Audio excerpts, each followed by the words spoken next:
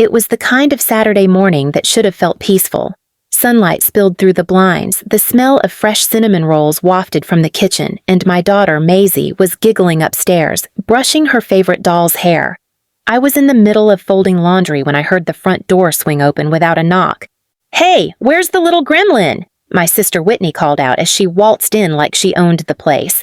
Please subscribe to our channel and tell us in comments from where are you watching this video. I stiffened.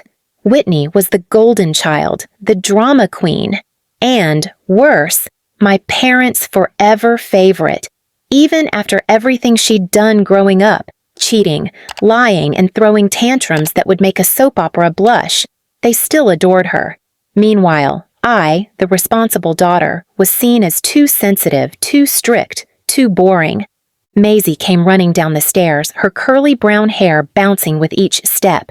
She loved Whitney. Of course she did. Whitney was loud, wild, fun. I didn't blame her. Maisie was only 6. "Auntie Whit!" Maisie squealed. Whitney scooped her up dramatically. "Ugh, this mop is out of control," she said, tugging playfully on Maisie's long hair. "Careful," I said from the hallway, trying to sound casual. "She's sensitive about her hair." "Oh, relax," Whitney smirked. "She's a kid, not a supermodel." I should have said more.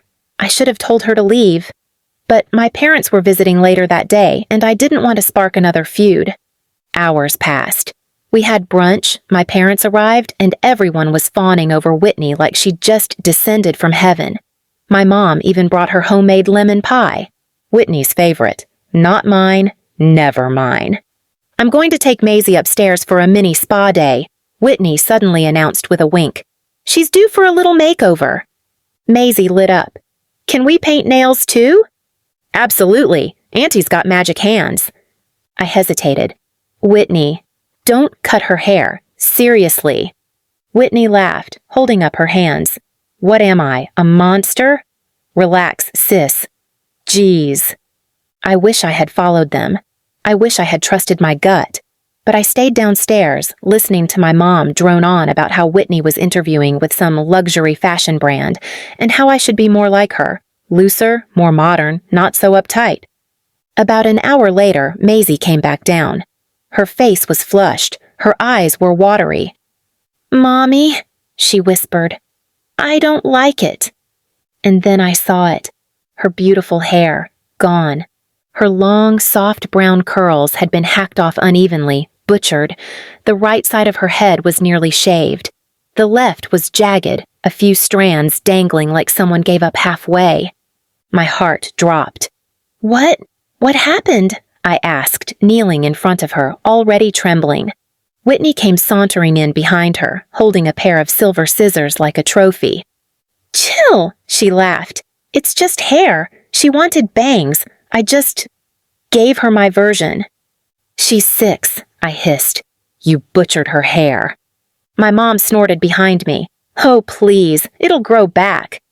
My dad chimed in. "Honestly? She looks better. Less messy."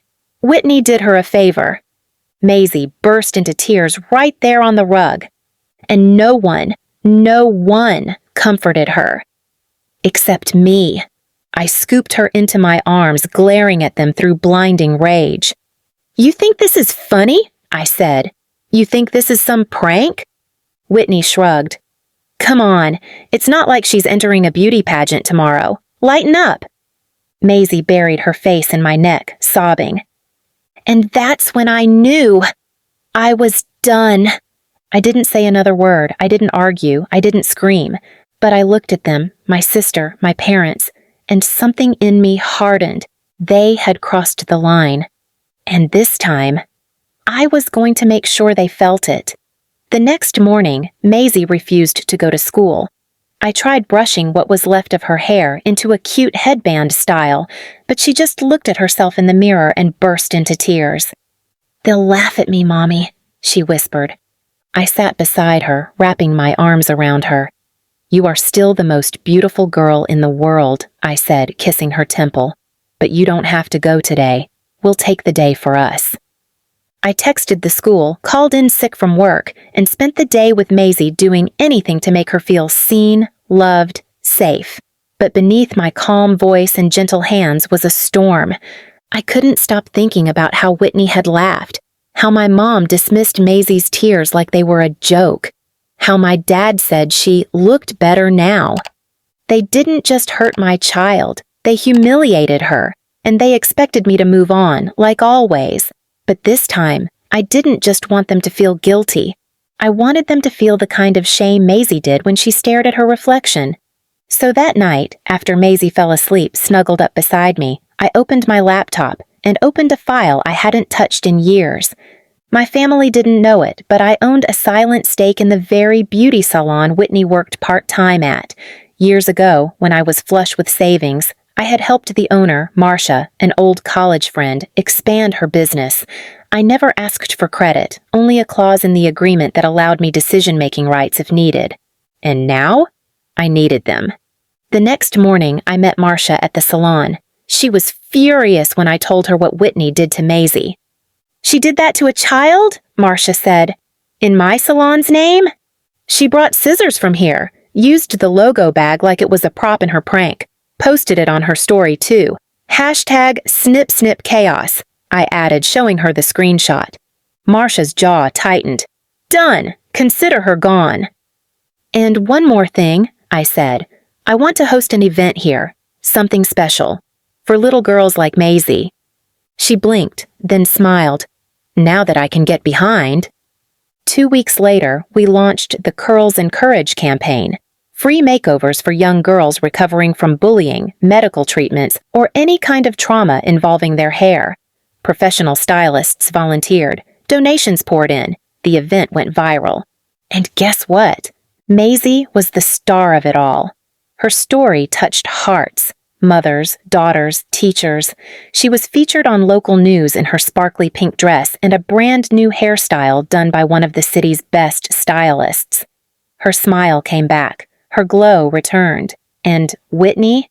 She watched it all from home, unemployed, unfollowed, and furious. But I wasn't done.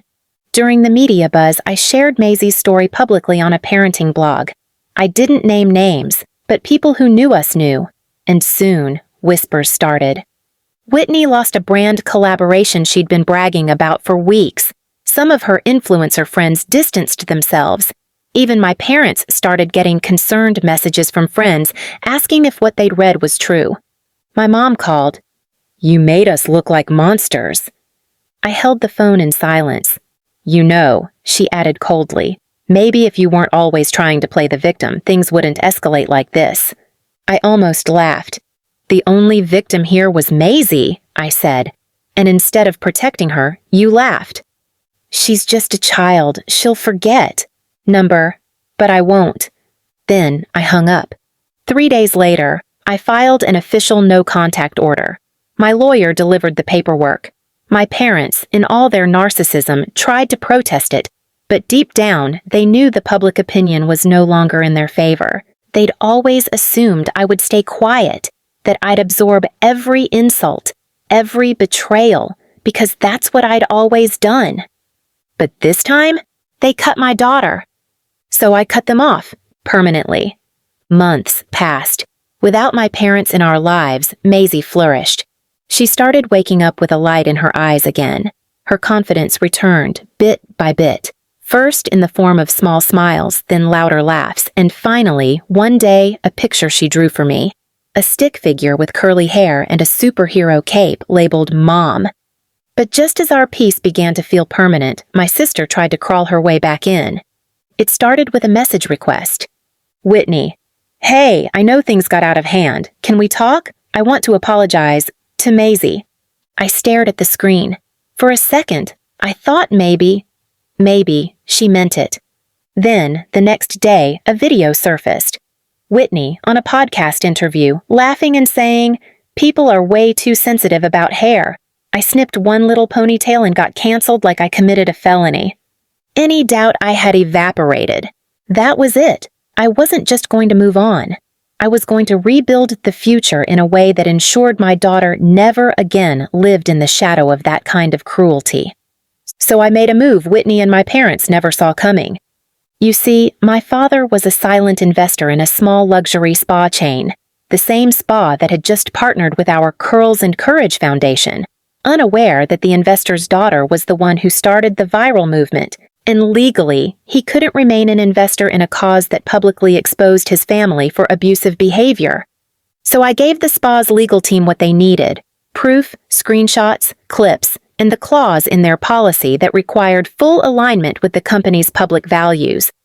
Within a week, my father was dropped from the board. All his years of backroom dealings, all the silent reputation building, gone with a single clause. But I wasn't done yet. I took the momentum from Curls and Courage and turned it into something bigger. The Ribbon Project, a nonprofit organization that provided free therapy, makeovers, and legal aid for children who had experienced public humiliation, physical bullying, or emotional abuse, especially from family. Our launch event was a gala, a red carpet affair, and Maisie, my brave, bright girl, walked in with curls bouncing, wearing a sparkling silver dress, holding my hand tight. Reporters asked her how she felt. She looked straight into the camera and said, "When people try to cut you down, grow back louder." The photo of her saying that ended up on the cover of 3 parenting magazines. A month later, we received an anonymous letter. No name, no return address. But I recognized the handwriting. My mom's. Inside was a single line. "You made us look like villains, but we were just trying to protect your sister's day." Attached was a wrinkled photo of me, Whitney, and Maisie taken years ago, back when I still hoped our family could be normal. I stared at that photo, then slowly fed it through the shredder. Because they weren't protecting anything, they were destroying, and I had finally stopped letting them.